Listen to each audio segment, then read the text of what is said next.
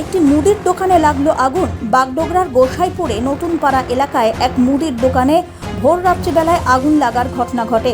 সেই আগুনের জেরে মুদির দোকানের ভিতরে থাকা সবকিছু পুড়ে ছাই হয়ে যায়।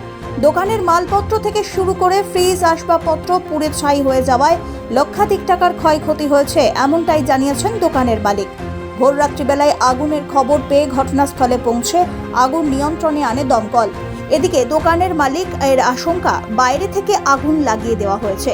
পুরনো শত্রুতার জেরেই কি এই আগুন, নাকি অন্য কোনো কারণে, তার তদন্তে নেমেছে বাগডোগরা থানার পুলিশ।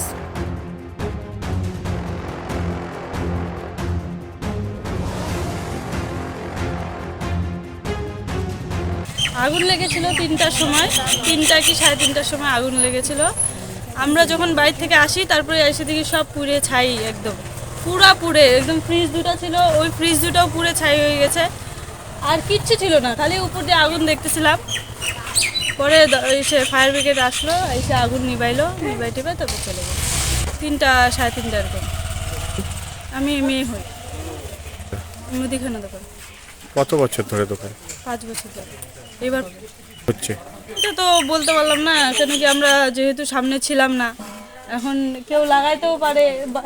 ফায়ার ব্রিগেডাররা বললো বাইরে থেকে আগুন লেগেছে, বলতেছে ভিতর থেকে আগুন লাগছে, কেন এটা বলতে পারলাম না কে লাগাইছে বা কিভাবে হয়েছে লাগলো, এটা বলতে পারলাম না।